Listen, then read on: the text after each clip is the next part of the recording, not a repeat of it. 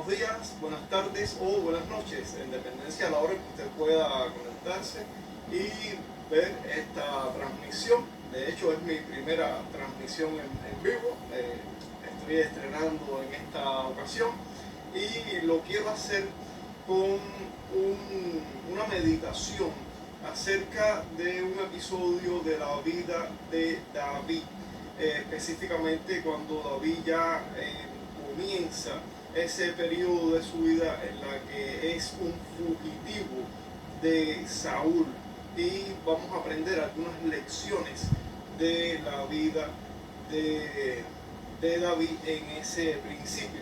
Entonces vamos a leer la palabra de Dios ahí en el primer libro de Samuel, capítulo 21. Primer libro de Samuel, capítulo 21. Dice: vino David a Nob, al sacerdote Ahimelech, y se sorprendió Ahimelech de su encuentro y le dijo: ¿cómo vienes tú solo y nadie contigo? Y respondió David al sacerdote Ahimelech: el rey me encomendó un asunto y me dijo: nadie sepa cosa alguna del asunto a que te envío y lo que te he encomendado. Y yo le señalé a los criados un cierto lugar. Ahora pues, ¿qué tienes a la mano? Dame 5 panes o lo que tengas. El sacerdote respondió a David y dijo: no tengo pan común a la mano, solamente tengo pan sagrado, pero lo daré si los criados se han guardado a lo menos de mujeres. Y David respondió al sacerdote y le dijo: en verdad las mujeres han estado lejos de nosotros ayer y anteayer. Cuando yo salí, ya los vasos de los jóvenes eran santos, aunque el viaje es profano. ¿Cuánto más no serán santos hoy sus vasos? Así el sacerdote le dio el pan sagrado, porque allí no había otro pan sino los panes de la proposición. Los panes habían sido quitados de la presencia de Jehová para poner panes calientes el día que aquellos fueron quitados. Y estaba allí aquel día detenido delante de Jehová uno de los siervos de Saúl, cuyo nombre era Doeg, edomita, el principal de los pastores de Saúl. Y David dijo a Ahimelech: ¿no tienes aquí a mano lanza o espada? Porque no tomé en mi mano ni espada ni mis armas, por cuanto la orden del rey era apremiante. Y el sacerdote respondió: la espada de Goliat filisteo, al que tú venciste en el valle de Ela, está aquí envuelta en un velo detrás del efod. Si quieres tomarla, tómala, porque aquí no hay otra sino esa. Y dijo David: ninguna como ella, dámela. Y levantándose David aquel día, huyó de la presencia de Saúl y se fue a Aquis, rey de Gat. Y los siervos de Aquis le dijeron: ¿no es este David el rey de la tierra? ¿No es este de quien cantaban en las danzas diciendo: hirió Saúl a sus 1000 y David a sus 10.000? Y David puso en su corazón esas palabras y tuvo gran temor de Aquis, rey de Gat. Y cambió su manera de comportarse delante de ellos y se fingió loco entre ellos, y escribía en las portadas de las puertas y dejaba correr la saliva por su barba. Y dijo Aquis a sus siervos: he aquí veis que este hombre es demente. ¿Por qué lo habéis traído a mí? ¿Acaso me faltan locos para que hayáis traído a este que hiciese de loco delante de mí? ¿Había de entrar este en mi casa? Y hasta aquí termina el capítulo 21 del primer libro de Samuel. Primero de Samuel. Me tomé el trabajo, ¿no?, de escribirlo todo, porque no quiero perder ningún detalle en cuanto a esta meditación que vamos a hacer. La vida de David como fugitivo. Esa es la esencia, el momento en el que nos estamos involucrando, ¿no?, en este momento en la lectura de la palabra de Dios, y estamos aprendiendo algunas lecciones que vamos a extraer, ¿no?, de la vida de David en ese periodo específico de su vida. Dios está tratando con la vida de David.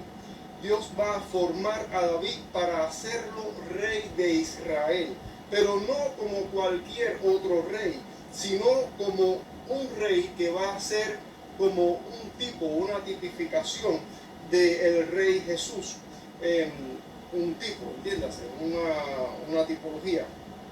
Y este rey David iba a ser un rey muy especial realmente, un rey que iba a de cierta forma simbolizar el reinado del Mesías posteriormente. Entonces Dios está tratando con David de una manera muy especial. Así que David es preparado en el terreno de la aflicción.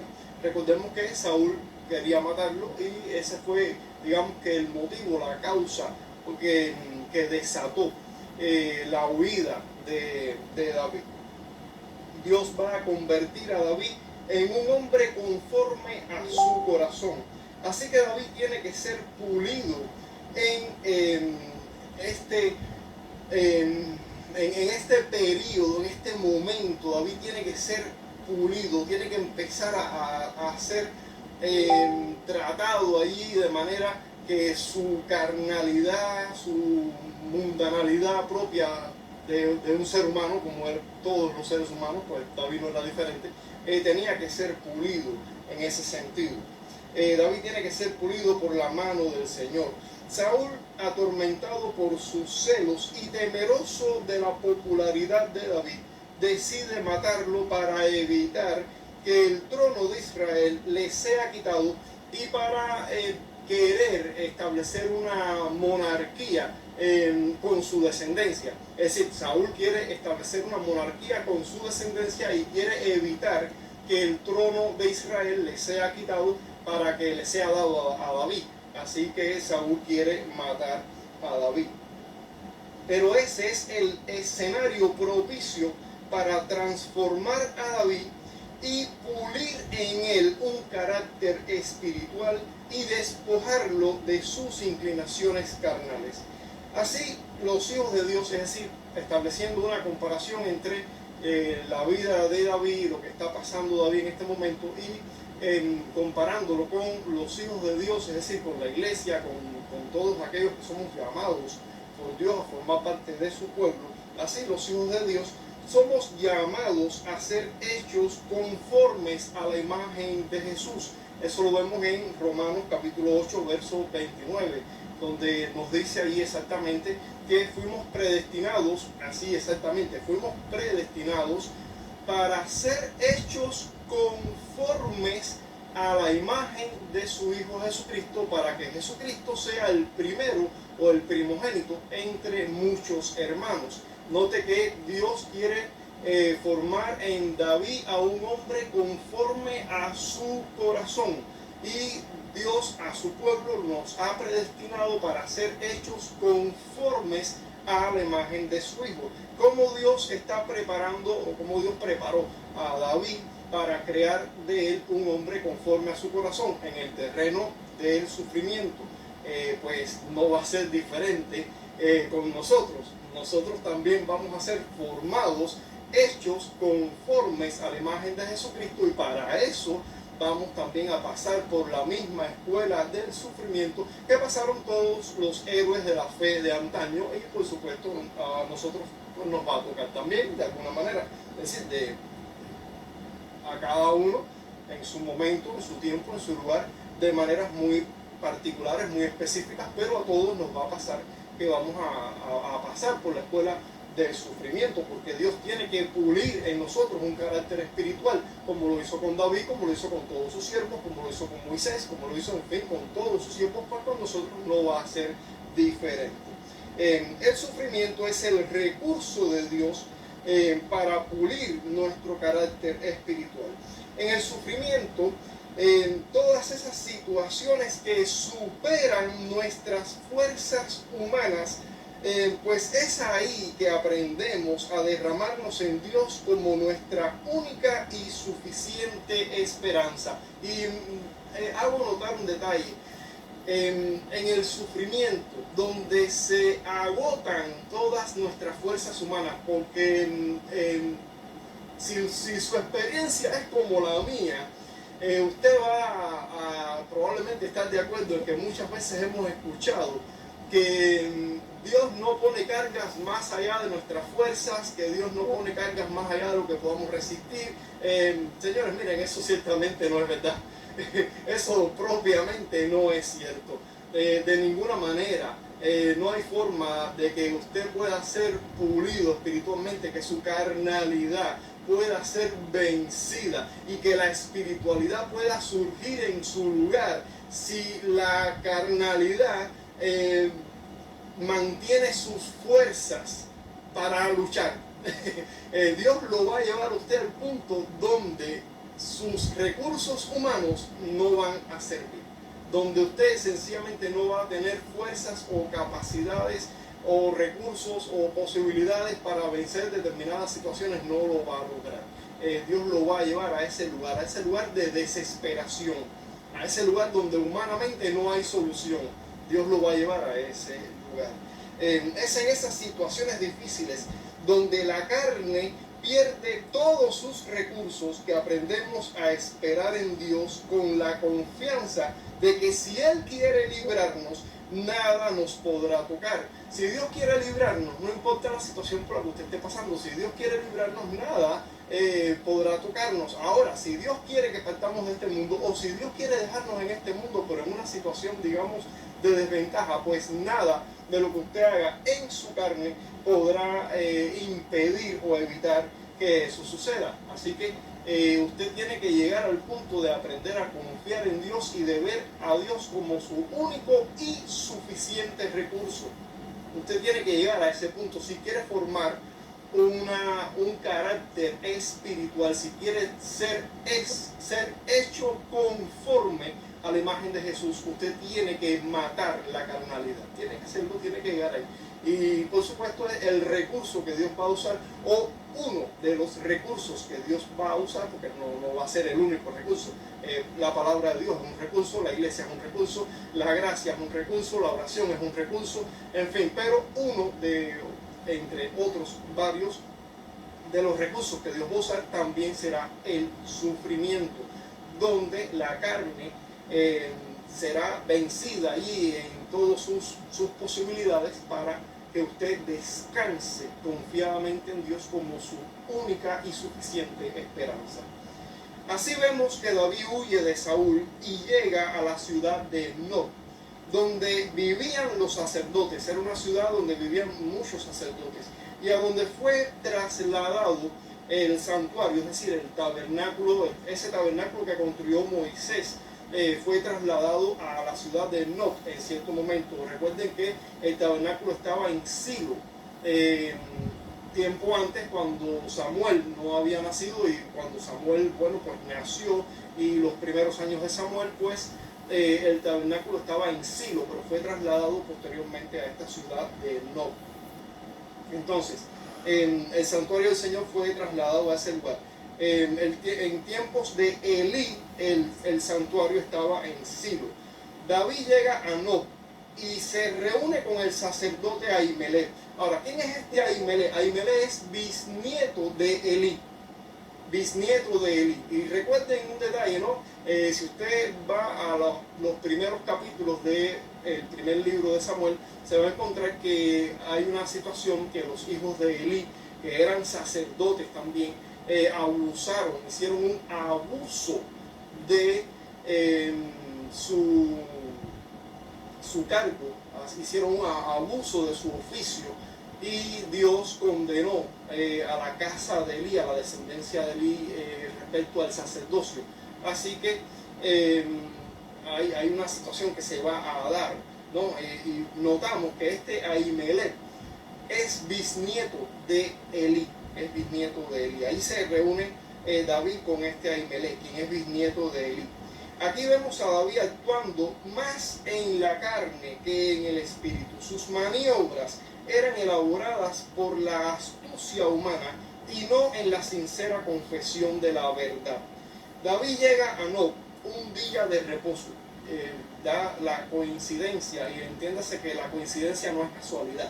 Hay una diferencia entre casualidad y coincidencia. Da la coincidencia que David llega a Nob un día de reposo. Y en su encuentro con el sacerdote Ahimelech, David le miente. Le dice que salió apresuradamente atendiendo a un asunto secreto del rey Saúl. O sea, que estaba en un asunto oficial del Estado. Es probable que las intenciones de David para mentirle al sacerdote Ahimelech fueran buenas intenciones, no queriendo involucrar al sacerdote en los problemas personales de David con Saúl, no queriendo involucrarlo en esa situación. Probablemente esa fuera la buena voluntad o la buena intención de David cuando le mintió al sacerdote. No quería involucrarlo. Y en cierta forma, si Saúl llegaba a interrogar al sacerdote, pues que éste pudiera responder, digamos que con sana inocencia, de que él realmente no sabía nada de los problemas que ellos tuvieran, sencillamente él no lo sabía. Entonces, ese pudiera ser el caso. Digo, realmente estoy especulando acerca de las intenciones de David cuando él le mintió, pero es probable que haya habido una buena intención detrás de su mentira, detrás de su engaño. Ahora, ¿es excusable o es justificable la mentira o el pecado? No, definitivamente no lo es. La mentira es pecado y al final el resultado de ese acto de David puso a los sacerdotes de Nob en una situación difícil con Saúl, quien los condenó a morir. Ese episodio lo pueden ver en el capítulo 22 de primero de Samuel. Es decir, en el siguiente capítulo usted verá cómo Saúl ordena la muerte de los sacerdotes. Ahora, hay que entender algo. Aunque la actuación de David no fue buena, si su mentira no fue buena, Dios la usó para cumplir su sentencia sobre la casa, es decir, sobre la descendencia de Elí respecto a su linaje en el sacerdocio. Cuando Samuel era joven, eso lo vemos allí en el primer libro de Samuel, capítulo 2, versos 27 al 36, y en el capítulo 3, versos del 10 al 14, a causa de los pecados de los hijos de Elí contra el servicio del culto del Señor, que Elí con mano floja toleró, pues por causa de ese abuso del servicio en el culto del Señor de los hijos de Elí, pues estos sacerdotes, hijos de Elí, esa descendencia de Elí, fue condenada por Dios y finalmente Dios condenó a la casa, a la descendencia, a la familia de Elí, de modo que no quedaría ninguno de su linaje en el sacerdocio de Israel. El último de los sacerdotes descendientes de Elí fue Abiatar, hijo de Ahimelech, que escapó con David de esa masacre que Saúl hizo de los sacerdotes, como lo pueden ver en el capítulo 22 de primero de Samuel, los sacerdotes de Nob. Cuando David buscó provisiones allí con Ahimelech en Nob, cuando huía de Saúl. Y este Abiatar, que vivió, es decir, que vivió más tiempo que David, quiero decir, David, llega un momento en que David muere y todavía Abiatar continuaba vivo bajo la dirección, bajo el reinado de Salomón, hijo de David, rey de Israel. Este Abiatar, que vivió después de la muerte de David, fue expulsado del sacerdocio por Salomón, hijo de David, por causa de un acto de traición por el cual merecía la pena de muerte, pero que Salomón decidió, por ciertas consideraciones, decidió no aplicarle la pena de muerte, sino que solo lo quitó del sacerdocio. Y así se cumplió la palabra de Jehová que habló contra Elí. Pueden ver esto en el primer libro de los Reyes, capítulo 2, versos 26 y 27.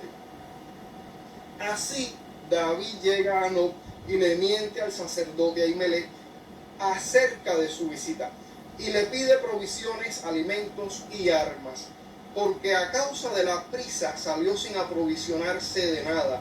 Pero el sacerdote solo tenía pan sagrado, el pan de la proposición, el pan que se ponía en la mesa de la proposición dentro del santuario y que se cambiaba cada día de reposo. Todos los días de reposo, cada 7 días, el día de reposo, ese pan era cambiado, se ponía el pan nuevo, pan caliente nuevo, y se retiraba el pan viejo. Y ese pan viejo que se retiraba, solo los sacerdotes tenían permiso por la ley ceremonial para comer de ese pan. Entonces, este pan solo le era permitido comerlo a los sacerdotes en un estado de pureza ritual.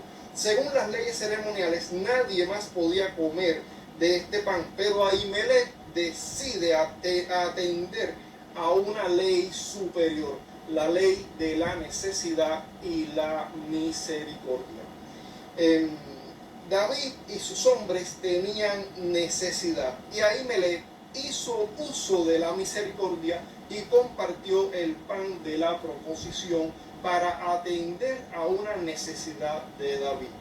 Muchos años después nos encontramos a nuestro Señor Jesucristo dando su aprobación a la decisión de Ahimelech. Al ponerlo a Ahimelech, al poner Jesús el ejemplo de Ahimelech, ponerlo como ejemplo de buenas obras de misericordia. Eso lo encontramos ahí en Mateo, en el Evangelio de Mateo, capítulo 12, versos del 1 al 8. Justificando así, de esta manera, la acción de sus discípulos, es decir, Jesús justificando de esta manera con el ejemplo de Ahimelech, justificando la acción de sus discípulos que encontramos ahí en Mateo 12, 1 al 8, de arrancar espigas de trigo en el día sábado para comerlas, siendo que la necesidad de comer es más importante que la ley ceremonial del día de reposo. De modo que los fariseos acusaron a los discípulos de Jesús de quebrantar la ley del sábado porque arrancaron espigas y no era permitido hacer ningún tipo de trabajo en ese día. Y Jesús les dice: ustedes no han leído la escritura, no vieron cómo Ahimelech compartió el pan de la proposición con David y no le era permitido a David comer ese pan. Sin embargo, Ahimelech lo compartió, tuvo misericordia. Y hay una ley superior a la ley ritual, que es la ley de la misericordia, la ley que atiende a la necesidad. Entonces ustedes deberían tener misericordia y no culpar a los inocentes que no han hecho nada malo. En fin, eso es lo que Jesús les estaba enseñando a los fariseos ese día. La actitud de los fariseos debió haber sido como la de Ahimelech, quien dio de comer a David con los panes de la mesa de la proposición, que solo les era permitido comer a los sacerdotes, mostrando así un carácter misericordioso y compasivo. Ahora, hay algo curioso en estos ejemplos, y es que los panes de la proposición eran un tipo de Cristo, lo mismo que todos los muebles del santuario. Todos los muebles del santuario y otros muchos ejemplos del Antiguo Testamento son ejemplos de Cristo. Usted va a encontrar a Cristo en todo el Antiguo Testamento, y la razón es que Cristo es anunciado, preanunciado en la ley, en los profetas, en las historias, en los salmos. Es anunciado, Cristo es anunciado en todas partes. Por ejemplo, en el Génesis usted se encuentra la historia de Noé, el arca, el diluvio. La familia de Noé es un tipo de la iglesia. El arca del pacto, el arca de Noé, no, el arca del pacto es ahí en el tabernáculo. El arca de Noé es un tipo de Cristo en el cual se salva la iglesia. El diluvio es un tipo del juicio final. En fin, usted se va a encontrar que Cristo es preanunciado y mostrado en las escrituras desde Génesis hasta Apocalipsis, y sobre todo ahí en el Antiguo Testamento es tipificado en muchas condiciones. Y en el santuario, en el tabernáculo, todos los muebles del tabernáculo tipificaban a Cristo. Lo vamos a ver ahora a continuación. Cristo dice que Él es el pan vivo, Él es el pan de vida. Ahí lo encontramos en el Evangelio de Juan. Entonces, Cristo es el pan de vida. En el Evangelio de Juan, en el capítulo 6, Jesús dice que Él es el pan vivo que descendió del cielo, y exhortó a sus oyentes a comer su carne y beber su sangre, diciendo: mi carne es verdadera comida, mi sangre es verdadera bebida. Por supuesto, era una expresión metafórica, simbólica, una expresión simbólica que indicaba la invitación a creer en Él como el Mesías Salvador. Y es que esa tipología la podemos hallar en todo el Antiguo Testamento. Como decían, los muebles del tabernáculo. Si usted ve ahí los muebles del tabernáculo, por ejemplo, el altar de bronce, donde se sacrificaba el cordero para la expiación. Cristo es el Cordero de Dios que quita el pecado del mundo, los panes de la proposición, Cristo es el pan de vida, el candelabro de 7 brazos, Cristo es la luz del mundo, el arca del pacto con el propiciatorio, esa tapa de oro que tenía dos querubines que miraban el uno hacia el otro y extendían sus alas uno hacia el otro, que era considerado el trono de Dios en medio de su pueblo. Esa tapa se llamaba propiciatorio. La Biblia nos dice en el Nuevo Testamento que Dios puso a Jesús como la propiciación por nuestros pecados. Usted se da cuenta, todo en el Antiguo Testamento apunta a Cristo, señala a Cristo. Usted puede encontrar a Cristo en todo el Antiguo Testamento perfectamente. Seguimos en el capítulo 21 de primero de Samuel. Digo primero porque es primer libro de Samuel, no es primera de Samuel, es primero de Samuel. Y nos dice que se hallaba allí detenido un hombre llamado Doeg, quien era edomita y era el principal de los pastores de Saúl. El principal de los pastores de Saúl. No se nos dice los motivos por los que se hallaba detenido allí. Es posible que, siendo día de reposo, estaba sujeto a la ley de descanso y no podía continuar su viaje, ya sea como era el principal de los pastores. Es posible que él también estuviera pastoreando rebaño, no pudiera continuar porque estaba sujeto a la ley ceremonial, a la ley del día de reposo, no podía trabajar ese día, estaba detenido allí en el santuario también. O quizás estuviera en una especie de supervisión de otros pastores, porque dice que él era el principal de los pastores. El principal, la Reina Valera del 60 dice, por ejemplo, principal, pero si usted va a la Reina Valera, digamos, del 1909 a versiones anteriores, usted se encuentra que la palabra principal a veces es sustituida por príncipe, o sea, como el líder, el jefe, algo así puede entenderse de esa manera. Quizás ese sea el caso por el que él estaba detenido ahí. Ahora, sea lo que fuere el motivo, la razón por la que Doeg estaba detenido allí, tenemos que ver la providencia y el gobierno soberano de Dios sobre todos los asuntos y los eventos de la historia. Dios propició que David llegara a Nob, a los sacerdotes de Nob, en el día sábado, el mismo día que estaba detenido allí ese Doeg, edomita, príncipe o principal de los pastores de Saúl. Este fue el instrumento, este Doeg fue el instrumento de Dios para cumplir la sentencia de la profecía contra la casa de Elí. Cuando usted va al capítulo 22 de primero de Samuel y encuentra que es Doeg específicamente el que cumple la ley, la orden de Saúl de matar a todos los sacerdotes. Allí murió Ahimelech y otros muchos sacerdotes. Pero tengamos cierto cuidado de no ejercer quizás un juicio apresurado. El hecho de que Dios permitiera la muerte de este sacerdote Ahimelech, bisnieto de Eli, no necesariamente significa que el servicio de este hombre no hubiera gozado de la aprobación de Dios. Recordamos que encontramos la aprobación de Jesús sobre esta actuación específicamente de Ahimelech con David. Digo, no puedo generalizar absolutamente, pero lo que encontramos escrito en la Biblia respecto a Ahimelech no es malo. Entonces, digo, tengamos cierto cuidado de no ejercer un juicio apresurado. Pero Dios ya había sentenciado a la descendencia de Elí a ser sacada del sacerdocio, y así se cumplió. El destino eterno de cada individuo solo Dios lo sabe, a menos, por supuesto, que haya sido revelado, como por ejemplo en el caso de Judas Iscariote, que fue revelado su destino eterno. La Biblia nos dice con bastante claridad que este fue a su lugar, y esa expresión, a su lugar, para irse a su lugar, es una expresión claramente de condenación. O quizás para nosotros en nuestro tiempo de hoy, donde ya no hay nueva revelación, y uno puede ver que hay alguna persona que muere en sus pecados sin haberse arrepentido nunca, sin haber hecho un acto de fe genuino que se mostrara evidentemente, pues por supuesto usted puede saber que esa persona partió de este mundo bajo la ira de Dios. Eso es algo que podemos saberlo. Definitivamente la Biblia nos enseña que por sus frutos los conoceréis. Y específicamente ese pasaje se está refiriendo más bien a los malvados más que a los justos, aunque por supuesto se puede aplicar a los justos también.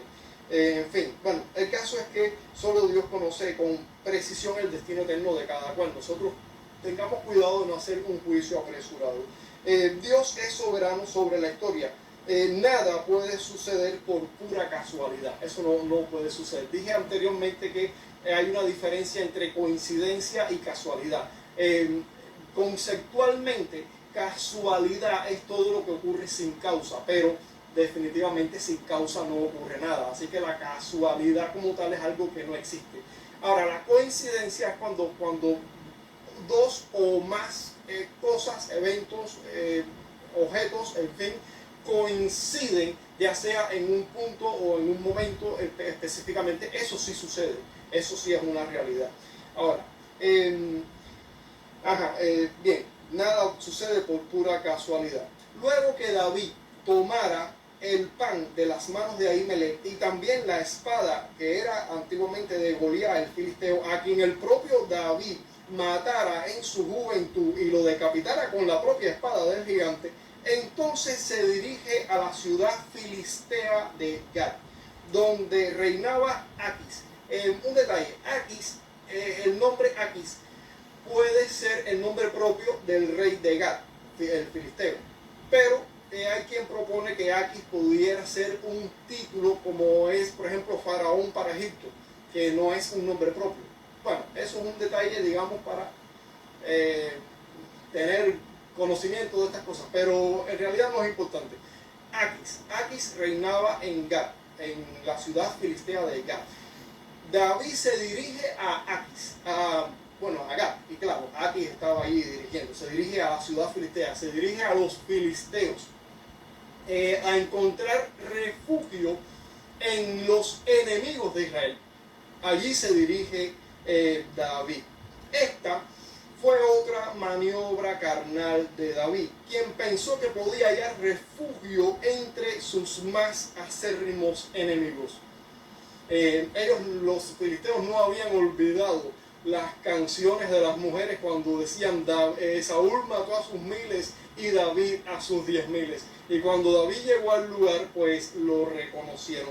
Es probable que David pensara servir como un mercenario extranjero en tierra de los filisteos, como un personaje anónimo. Y decimos esto porque luego, más adelante, en la misma historia de David, un poco más adelante, vemos que David finalmente sí lo hizo.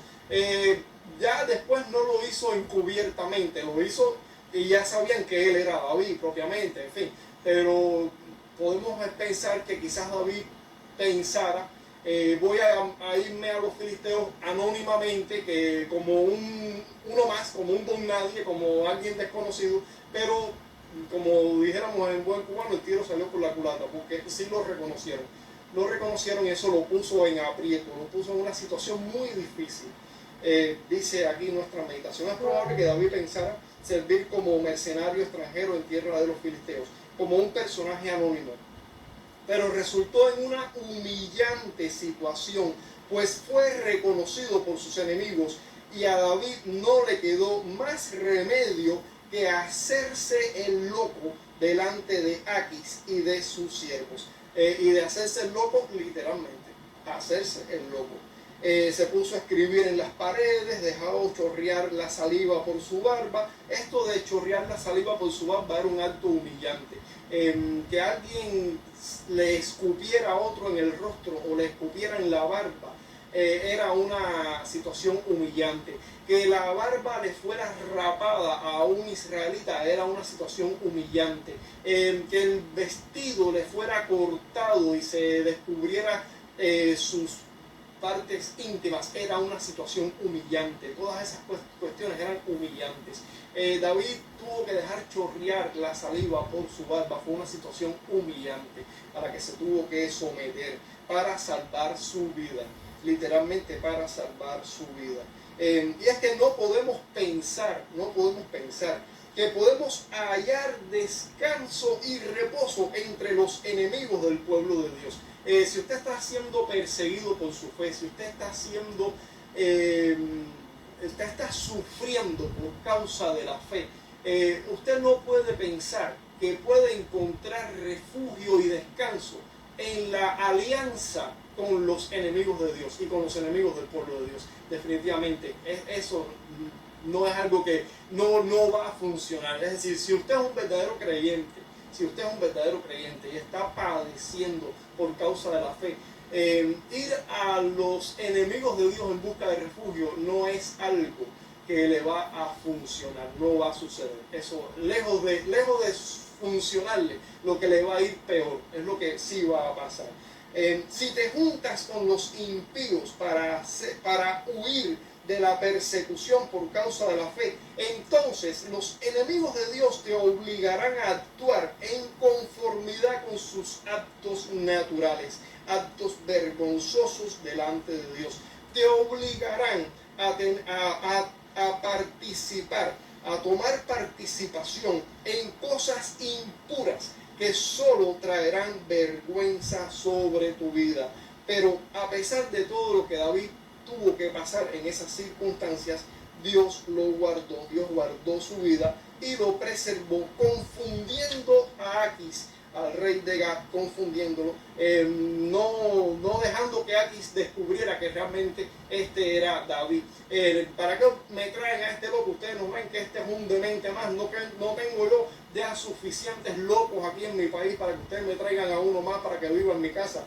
En fin, así expulsó a David de su presencia, y eso fue lo que le salvó la vida a David en ese momento. Tiempo después, David compondría los Salmos 34 y 56 en respuesta a las misericordias de Dios, que lo preservó cuando se vio descubierto por los filisteos en la ciudad de Gat. Los Salmos 34 y 56 nos cuentan en parte, en forma de poesía, en la forma misericordiosa en que Dios libró a David de esa circunstancia en particular. En conclusión, y ya para terminar nuestra meditación de 1 de Samuel 21, diremos que el sufrimiento es un recurso en las manos de Dios para pulir nuestro carácter espiritual y limar nuestra carnalidad. Noten las palabras: pulir nuestro carácter espiritual, es decir, pulir un carácter espiritual en nuestras vidas, hacerlo brillante, un carácter espiritual, y limar, es decir, eliminar todas esas asperezas o todas esas impurezas de la carnalidad, del carácter carnal, limar eso, eliminar eso y pulir un carácter espiritual. El sufrimiento es un recurso de Dios para lograr ese objetivo. La mentira o cualquier otro pecado no es un recurso justificable para enfrentar nuestros problemas. El pecado siempre traerá peores consecuencias. Miren el caso de los sacerdotes de Nob y miren la situación a la que David se tuvo que enfrentar cuando se quiso esconder en tierra de los filisteos. Otra conclusión: Dios es soberano sobre toda la historia. Todo lo que Dios promete se cumple. Miren el caso de la promesa de las palabras contra Elí, todas se cumplieron, pero también la fidelidad de Dios para David. Dios preservó la vida de David a pesar de las cosas de David, porque David hizo cosas. En fin, podemos descansar confiadamente en sus promesas. Cristo es la clave para entender toda la Escritura. Cristo es la clave para entender toda la Escritura. Si usted quiere entender la Biblia, busque a Cristo. Si usted quiere entender el mensaje de la Biblia, todo lo que tiene que hacer es buscar a Cristo en las Escrituras. Cristo es el centro. Cristo es el mensaje mismo de todas las Escrituras. Si usted lee la Biblia leyendo la historia de la redención en Cristo, usted entenderá todas las Escrituras. A ver, no estoy diciendo que sea simple. Por supuesto, requiere estudios, requiere estudios de hermenéutica, requiere estudios requiere estudiar la Biblia con detenimiento, requiere emplear horas de lectura y consultar a grandes eruditos que uno tiene que leerlos también para también nutrirse de la buena obra que Dios ha hecho en estas personas que han caminado delante de nosotros. La Biblia dice que Dios ha dado maestros a la iglesia, y estos eruditos también que han dejado sus recursos a nuestra disposición, pues han sido también maestros que Dios ha puesto para nuestro provecho. Entonces, pues no es que sea simple, vamos a decirlo así, pero sí se puede entender la Biblia correctamente cuando usted busca a Cristo. Cristo es la clave para entender toda la Escritura. Y mezclarse con los impíos para intentar escapar de los sufrimientos por causa de la fe resultará en problemas más graves que los propios sufrimientos que le pueda producir la fe misma. Es decir, la fe, en su carrera de la fe le va a producir sufrimiento, pero huir de esos sufrimientos y esconderse en tierra enemiga, esconderse en tierra enemiga para tratar de evadir el sufrimiento de la fe, pues solo lo pondrá en circunstancias peores, donde va a sufrir más y donde definitivamente usted extrañará los sufrimientos de la fe. Así que no huya de los sufrimientos de la fe, y mucho menos trate de esconderse en tierra enemiga, porque allí no va a encontrar reposo, allí no va a encontrar alivio, allí solo va a encontrar vergüenza.